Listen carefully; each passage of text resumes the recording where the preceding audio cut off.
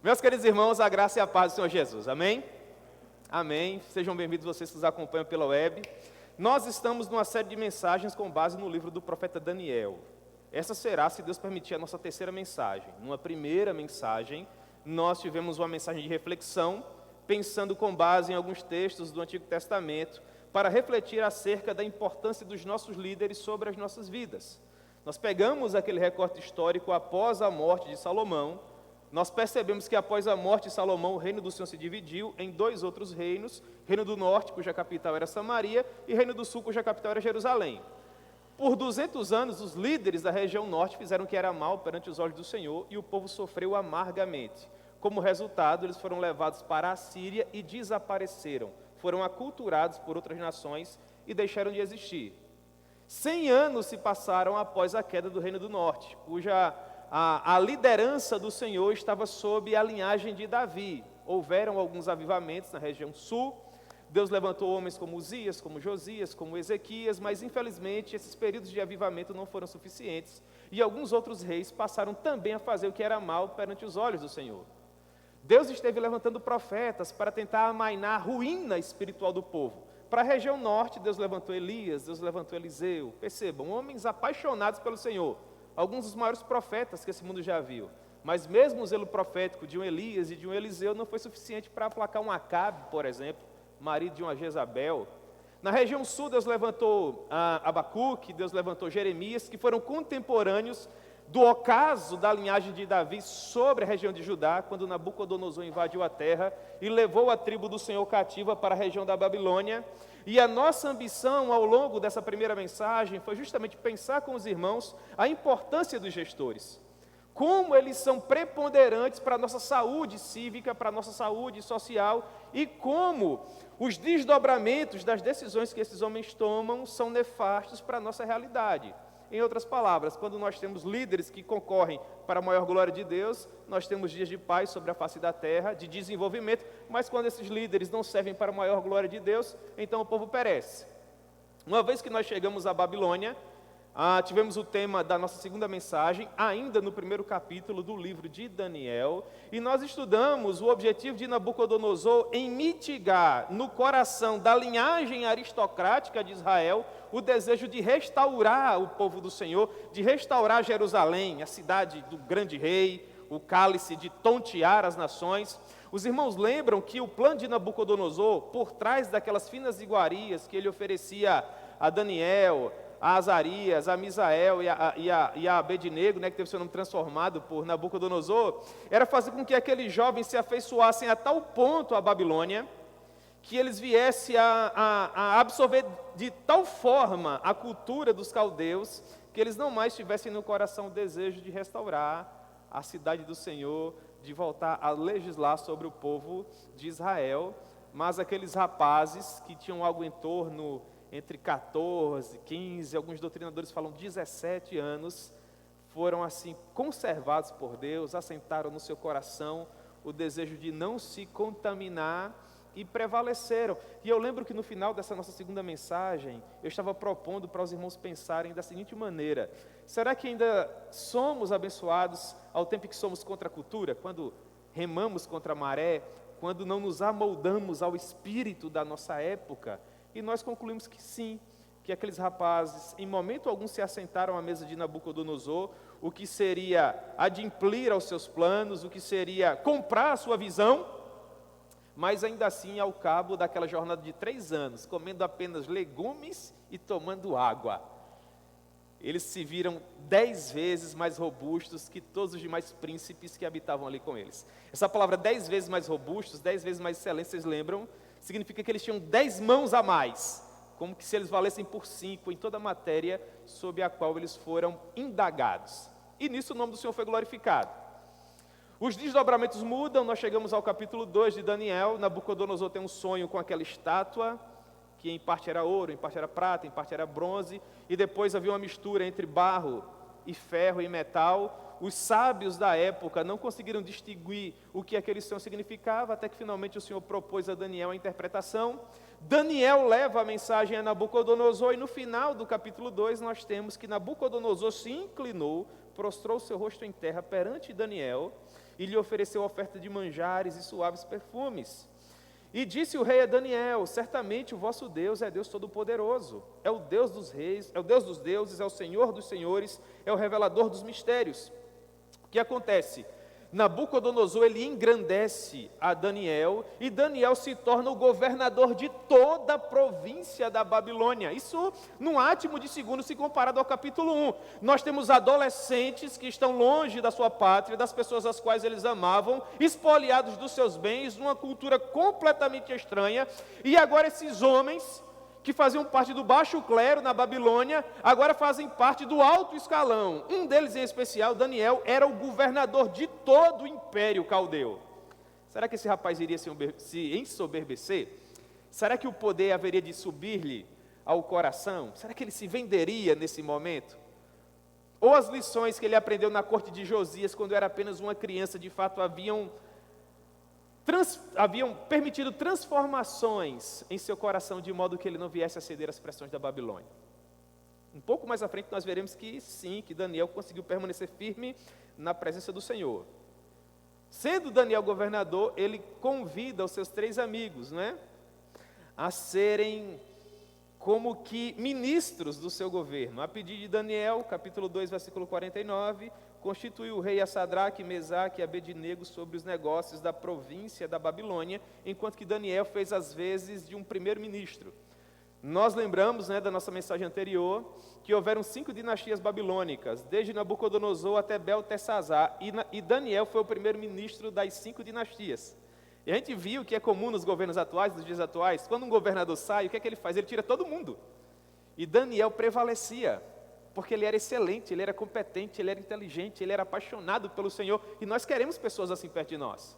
Nós vamos ver no futuro que o Império Babilônico vai cair, os persas vão governar, Dario vai ser agora o suzerano de todo mundo, Ciro vai partir para continuar conquistando as nações, e quem vai ser a bola da vez, por assim dizer, do governo?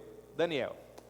O mundo inteiro vai ser dividido em 3 grandes províncias, 3 grandes sátrapas vão governar todo mundo, e um deles seria Daniel, liderando acerca dos outros 2, que eram, nesse sentido, inferiores a ele.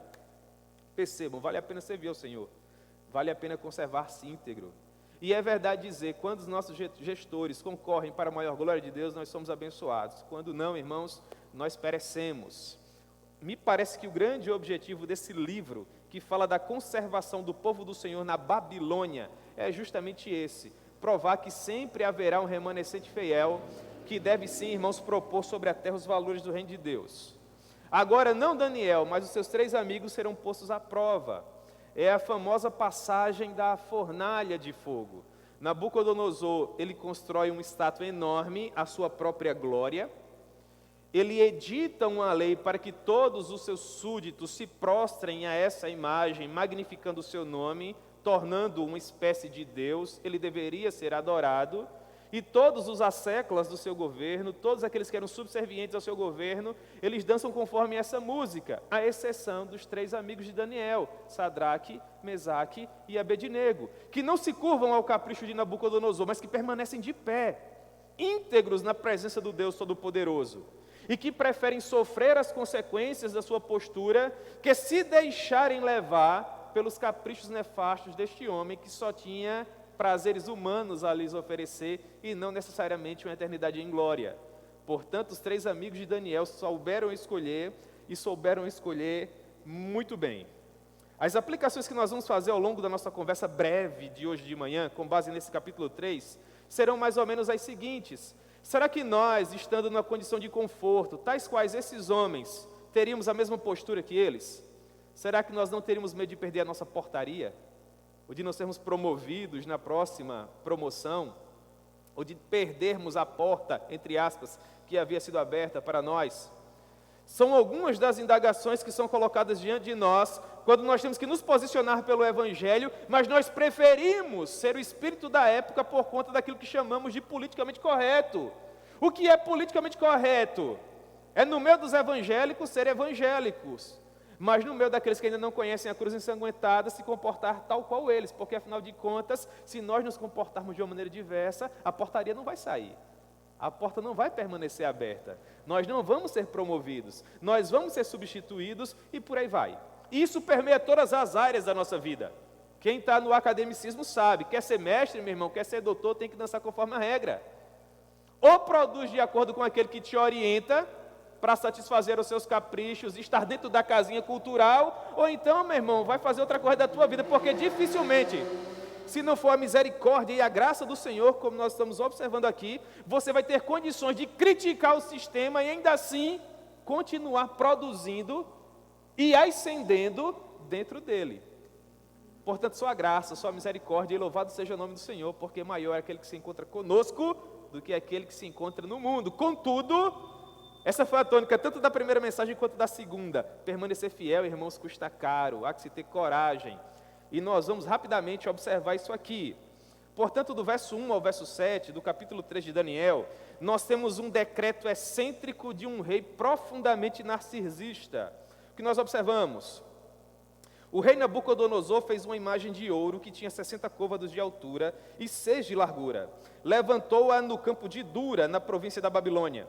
Então o rei Nabucodonosor mandou ajuntar os sátrapas, os prefeitos, a nata da sociedade da época, e todos os oficiais da província, para que viessem à consagração da imagem que o rei Nabucodonosor tinha levantado. Então se ajuntou a nata da sociedade para a consagração da imagem que o rei Nabucodonosor tinha levantado, e estavam todos eles de pé ante a imagem que Nabucodonosor tinha levantado. Versículo 4. Nisto o arauto apregoava em alta voz: ordena-se a vós outros, ó povos, nações e homens de todas as línguas. No momento em que vocês ouvirem o som da trombeta, do pífaro, da harpa, da cítara, enfim, de toda sorte desses instrumentos, vocês devem se prostrar e adorar a imagem de ouro que o rei Nabucodonosor levantou. Qualquer que não se prostrar e não adorar, será no mesmo instante lançado na fornalha de fogo ardente. Portanto, quando todos os povos ouviram toda sorte desses instrumentos, todos os povos, nações e homens de todas as línguas se curvaram e adoraram a imagem de ouro que o rei Nabucodonosor havia levantado. Portanto, perceba, o rei Nabucodonosor tinha dado ordens para que se construísse uma imagem enorme, como uma referência tosca à sua própria glória. Isso é o versículo 1, não é? A imagem tinha 27 metros de altura. Era qualquer coisa assim, sabe, irmãos? Após a produção da imagem, veio o dia da sua inauguração, com toda a pompa, com todo o fulgor, que uma inauguração tão fútil como essa geralmente requer. Então a nata da sociedade caldeia se encontrava ali para a inauguração da imagem de Nabucodonosor. Respeitadas as devidas proporções, quando nós temos cabedal para ocuparmos as posições que nós ocupamos, nós pouco nos importamos com o que está acontecendo ao nosso redor. Mas quando nós precisamos agradar, irmãos, nós precisamos aparecer nesses círculos mais badalados da sociedade, porque senão, afinal de contas, nós vamos perder pontos, não é assim? É dessa forma que o mundo funciona, sim ou não? Eu estou exagerando aqui.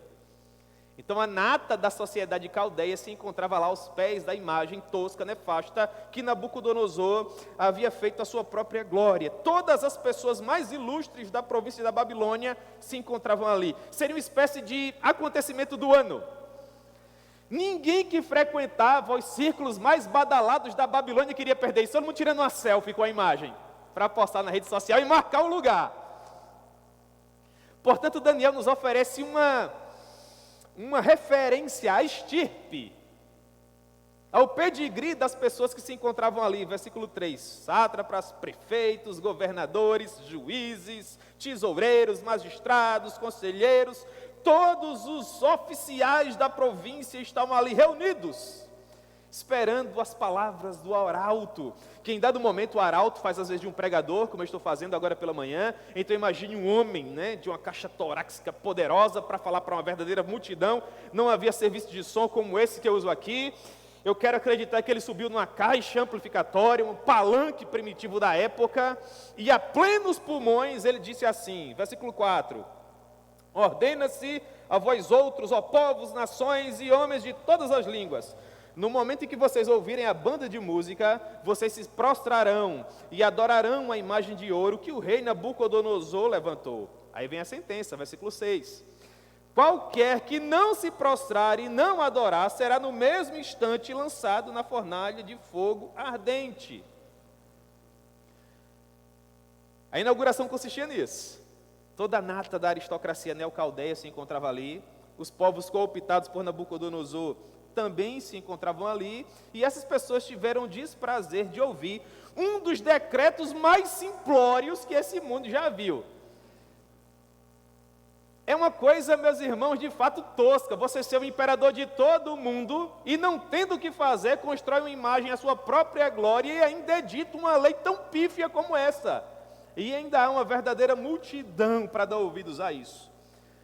Agora, o que faz assim o nosso coração chorar é o fato de que, respeitadas as devidas proporções, há muitas outras leis após a edição dessa aqui que foram tão pífias quanto essa. Você vai fazer uma pesquisa na internet, coloca assim no Google, as leis mais esdrúxulas que já foram editadas, e você não vai ter noção do que você vai ler. Só para você ter uma ideia de como é importante ter homens preparados para gerir a nossa vida. Mas o fato é que todo aquele que não obedecesse traria sobre si consequências terríveis.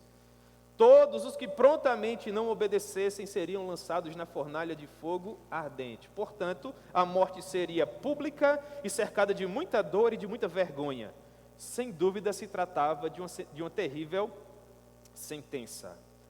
Logo estava preparado o palco perfeito para aquilo que nos dias atuais nós chamamos de politicamente correto.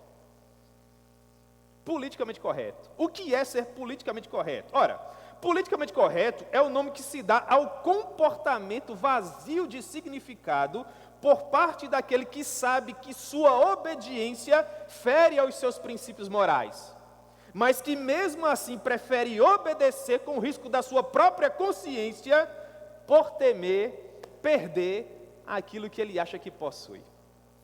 Isso é ser politicamente correto.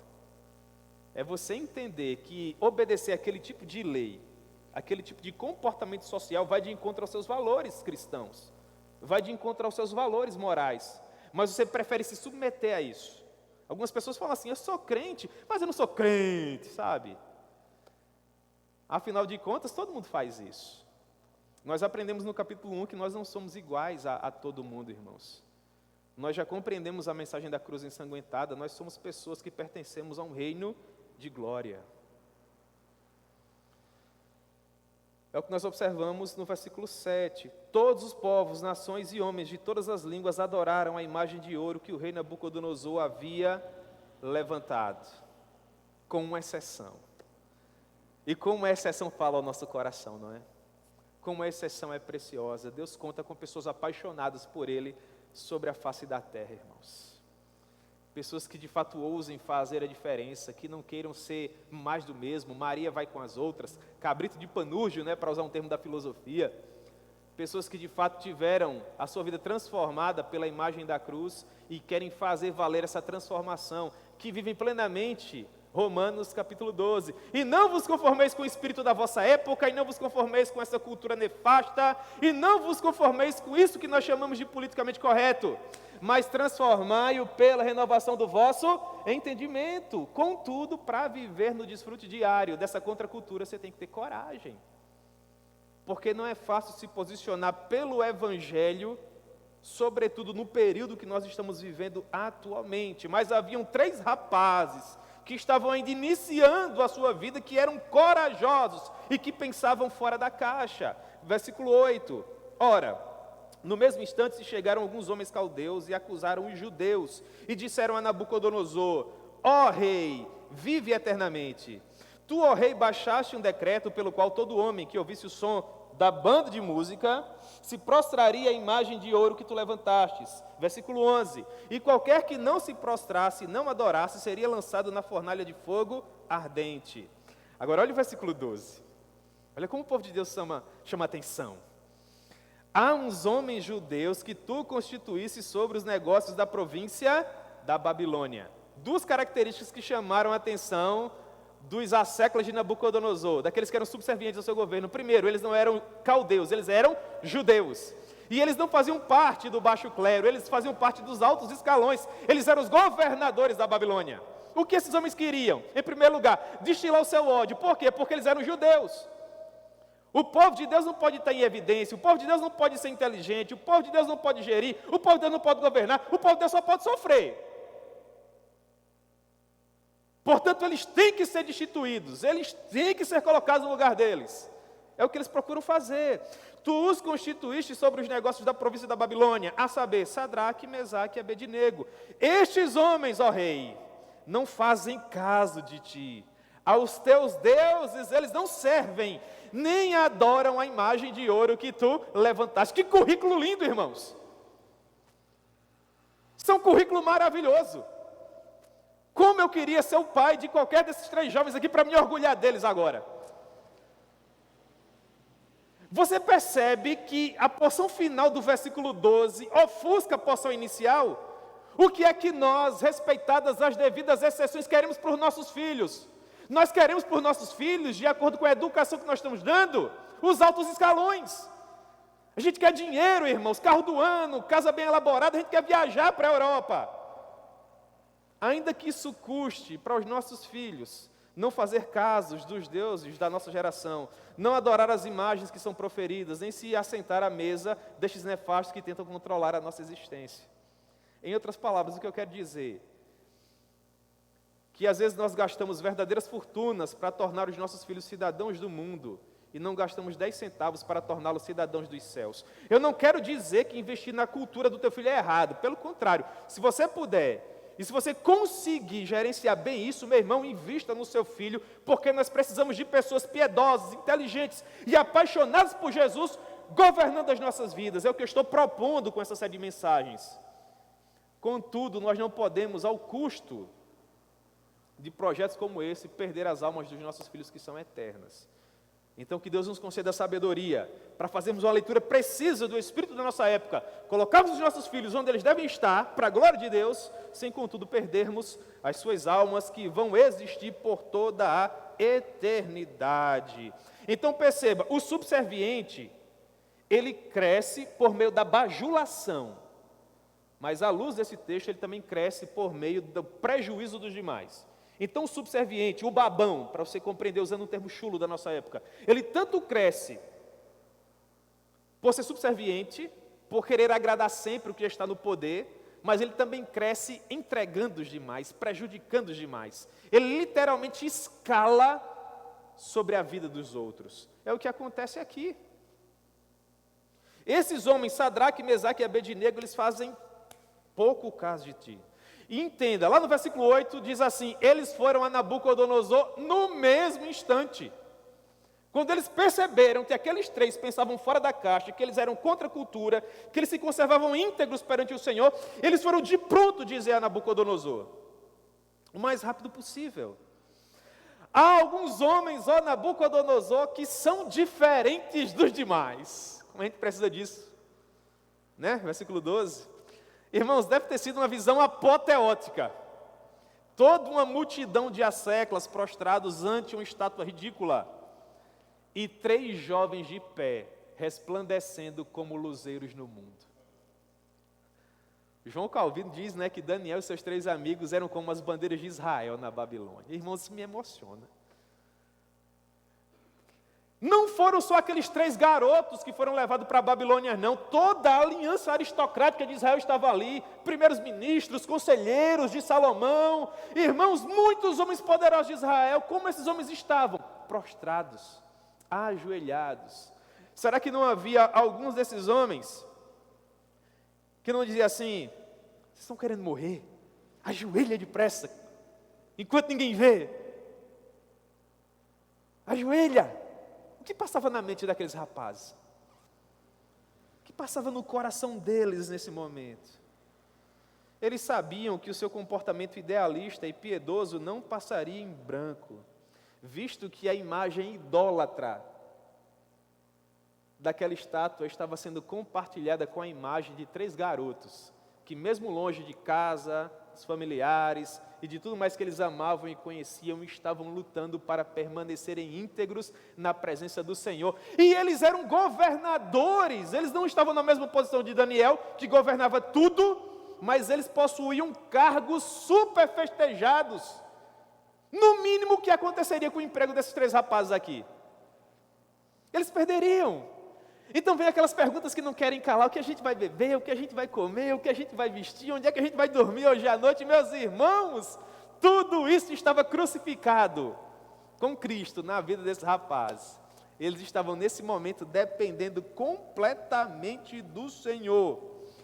Isso é ter coragem, sim ou não? Isso é viver no desfrute diário da fidelidade de Deus. Isso é viver aquela frase pentecostal tão conhecida de anos atrás, não é? Cuida da minha obra, que de você quem cuida sou eu. Por que vocês não se prostram como todos os demais? A resposta é simples. Eles não eram como os demais. Eles não eram como os outros. Essa deve ser a luta da nossa vida, irmãos. Nós não podemos ser como os outros, nós não podemos ser como os demais, nós somos diferentes. Não no sentido da nossa autopromoção, não porque queremos que as luzes da ribalta estejam sobre nós. Nós somos diferentes porque o Senhor nos tornou diferentes, nós somos uma nova criatura. O mundo todo jaz no maligno, mas nós somos, irmãos, os dispenseiros da verdade do Evangelho que possuem o poder de transformar verdadeiras realidades. Nós somos esse povo. O que nós vamos ver agora é aquela velha máxima tão conhecida na história do cristianismo. Se não pode com eles, mate todos eles.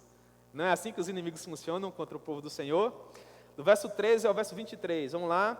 Então Nabucodonosor, irado e furioso, mandou chamar Sadraque, Mesaque e Abednego e trouxeram estes homens perante o rei.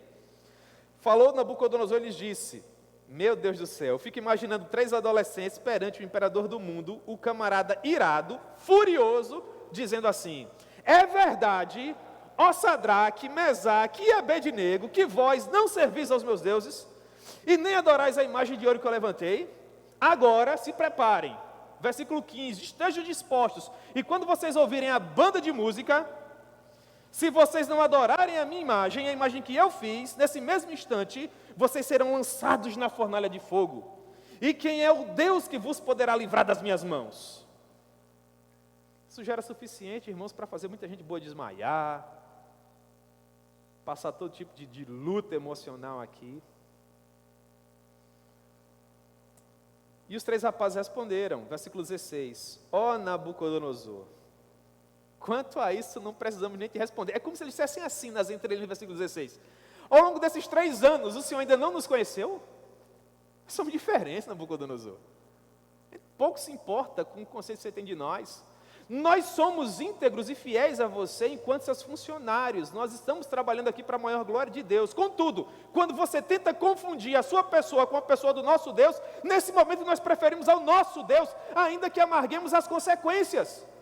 Uma coisa é trabalhar na empresa, é estudar na universidade, é viver na rua onde você vive. Outra coisa completamente diferente é se deixar levar pelo meio no qual você se encontra para perder os seus valores e desabonar aquilo que Cristo fez por você na cruz do Calvário. Você mora na sua rua, seja feliz ali, estuda na universidade, seja o melhor aluno, trabalha na sua empresa, lute para ser o melhor funcionário, mas no momento em que a tua empresa, a tua escola ou a tua rua entrar em crise com a tua identidade cristã, prefira a tua identidade cristã. Se o Deus a quem nós servimos quiser nos livrar, Ele nos livrará da fornalha de fogo ardente e das tuas mãos, ó Rei. E se não, fica sabendo que nós não serviremos aos teus deuses e nem adoraremos a imagem que tu levantastes. Então Nabucodonosor, versículo 19, se encheu de fúria. O rosto dele se transtornou. Você consegue imaginar isso?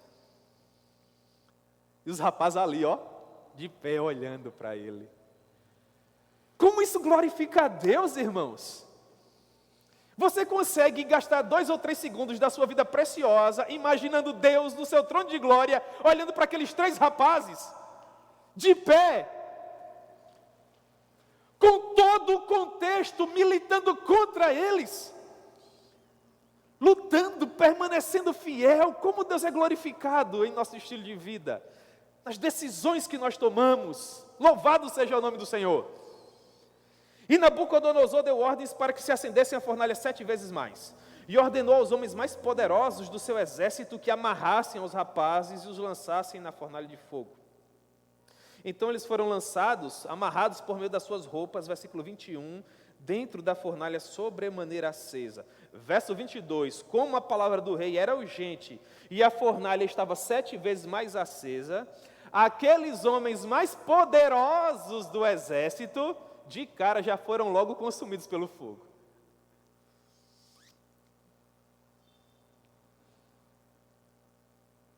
E os 3 homens, Sadraque, Mesaque e Abednego, caíram atados dentro da fornalha sobremaneira acesa.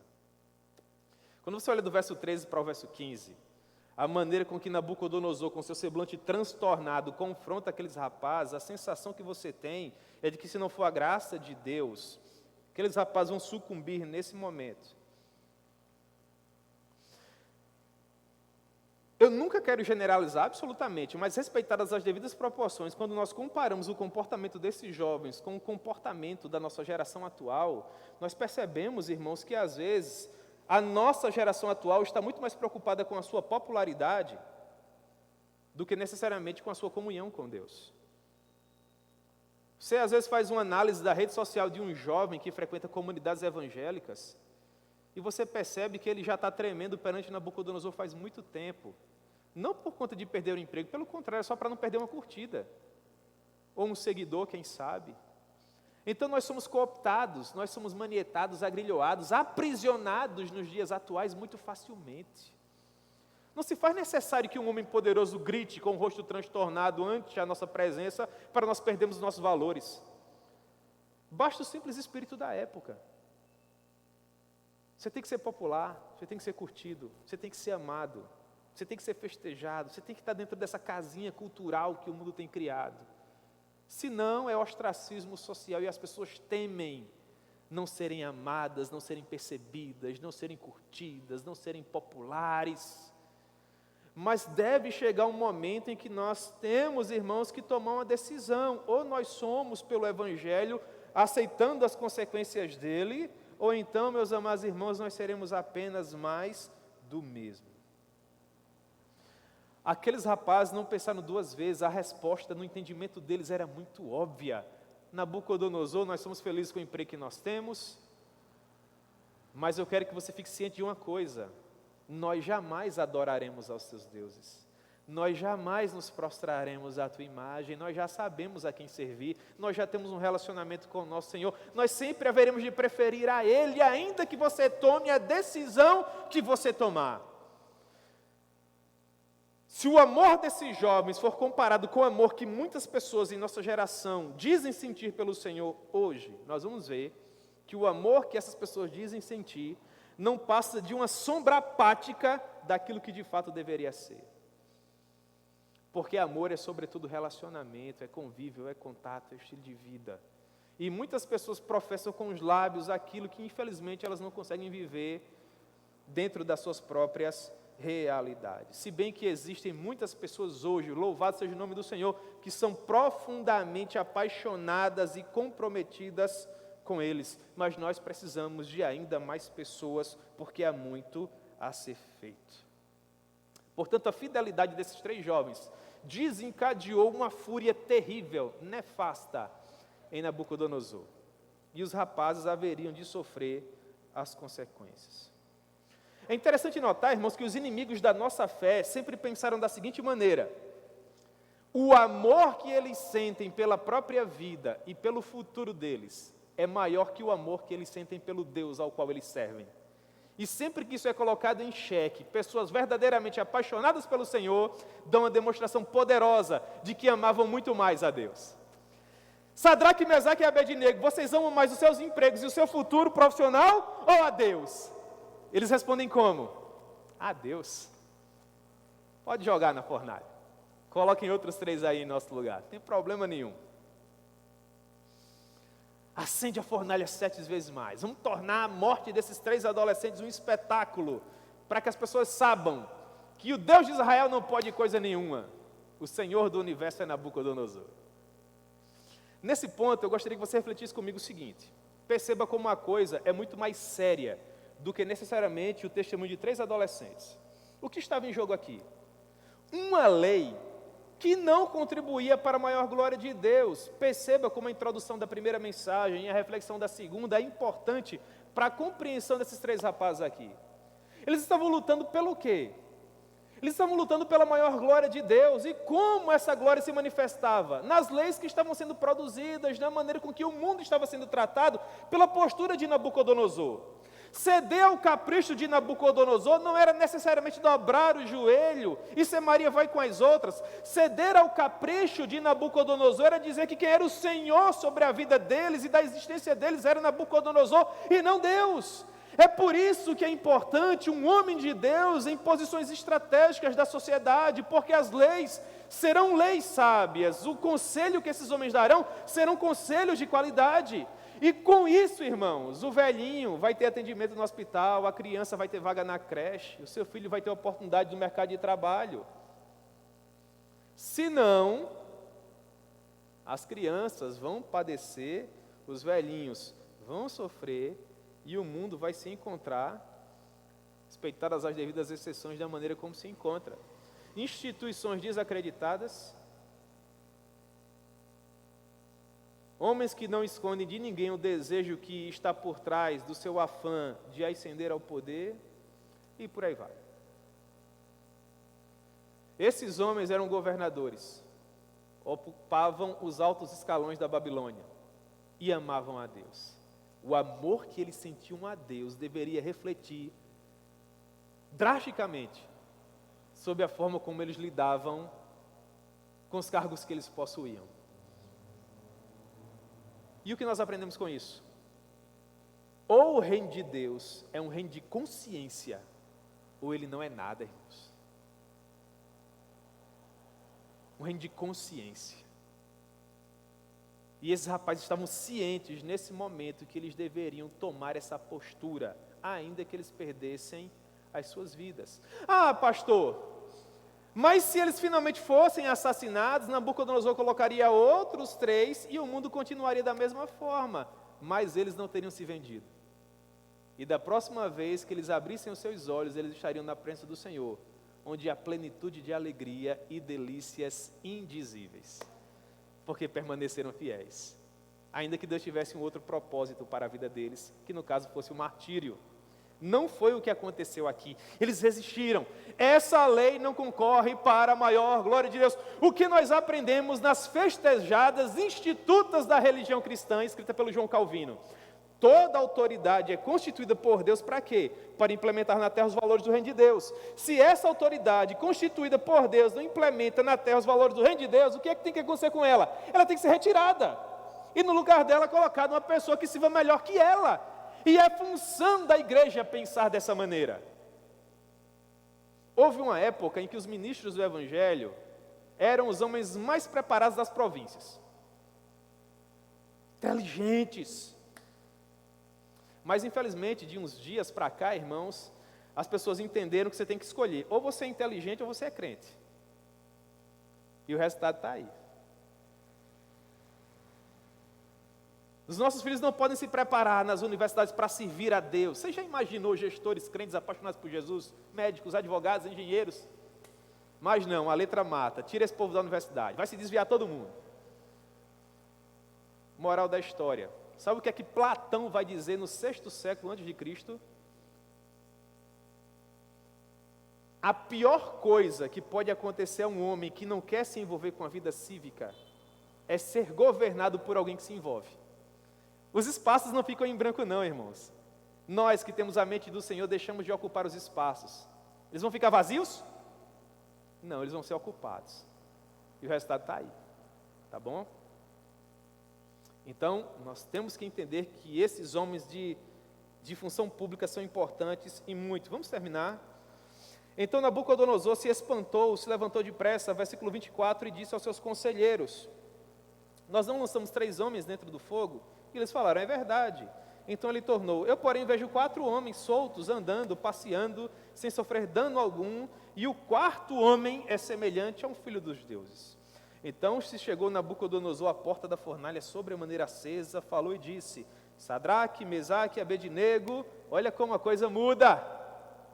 Quem é o Deus de vocês que pode livrar? Deus com D minúsculo. Olha agora. Servos do El Elyon, o Deus dos deuses, o Deus que é superior ao Deus Nabucodonosor, o Senhor dos senhores. servos do Deus Altíssimo, saiam, venham. Então Sadraque, Mesaque e Abednego saíram do meio do fogo. Ajuntaram-se a nata da sociedade, e eles viram que o fogo não teve poder algum sobre o corpo dos rapazes. Eles nem foram chamuscados em seus cabelos, a roupa deles nem fedia fumaça. Meu Deus, que coisa. Então Nabucodonosor falou, esse é o ponto da reflexão de hoje pela manhã. Perceba como a postura do cristão é eficaz para transformar a realidade histórica que nós estamos vivendo. A lei era nefasta, a lei era terrível. 3 rapazes resistiram quando todo o império dobrou os joelhos. Humanamente falando, eles deveriam ser exterminados. 3 rapazes não podem nada contra o mundo, mas olha o resultado. Versículo 28. Falou Nabucodonosor, bendito seja o Deus de Sadraque, Mesaque e Abednego, que enviou seu anjo e livrou os seus servos que confiaram nele. Pois não quiseram cumprir a palavra do rei, preferindo entregar o seu corpo a servirem e adorarem a qualquer outro Deus, senão ao seu Deus. A qualquer outro Deus, D minúsculo, senão ao seu Deus com Dzão enorme. Maiúsculo, o seu Deus verdadeiro, o seu Deus genuíno.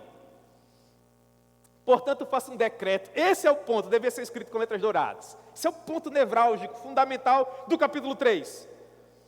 A lei esdrúxula cai por terra, o mandamento pífio cai por terra. O povo do Senhor, que tem a mente do Senhor, prevalece. Vamos pegar o dinheiro dessa estátua de ouro, vamos fazer hospital, vamos fazer escola, vamos construir estrada. Amém, irmãos? Derruba essa coisa feia aí e vamos promover o bem comum para a glória de Deus. É o que Nabucodonosor está dizendo. Eu vou fazer outro decreto, versículo 29. Pelo qual todo povo, nação e língua que disser blasfêmia contra o Deus de Sadraque, Mesaque e Abednego, que seja despedaçado, as suas casas sejam feitas em monturo, porque não há outro Deus que possa livrar como esse. E o resultado, os rapazes perderam o emprego. Foi isso? Perderam o emprego, uma coisa difícil, é assim? Então o rei fez prosperar a Sadraque, Mesaque e Abednego na província da Babilônia. O que nós aprendemos, irmãos?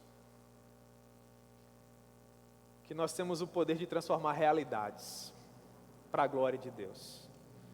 Basta que nós venhamos a viver no desfrute diário do genuíno Evangelho do Senhor. Não concordo, não vejo dessa maneira, não comungo com essa ideia, vai de encontro aos meus valores, ainda que venham os danos. Agostinho dizia, Senhor, dá-me o que ordenas e ordenas o que quiseres. O Senhor é o Senhor da minha existência, o Senhor é o Senhor da minha vida, faça o Senhor conforme a sua vontade. A sua vontade. E seguramente, irmãos, nós vamos ser luz e sal para esse mundo decrépito que jaz no maligno. Então, eu espero estar conseguindo, propor a vocês a importância de bons gestores sobre a nossa vida. Amém? Se Deus permitir, ainda nós vamos pensar, quem sabe, 1 ou 2 vezes ainda no livro de Daniel. Eu pretendo falar 1 ou 2 vezes no livro de Ageu ou de Malaquias, e nós vamos encerrar essa breve série, rogando a Deus para que Ele nos conceda sabedoria com as decisões que nós temos que tomar para as nossas vidas e para a nossa sociedade. Amém, meus irmãos?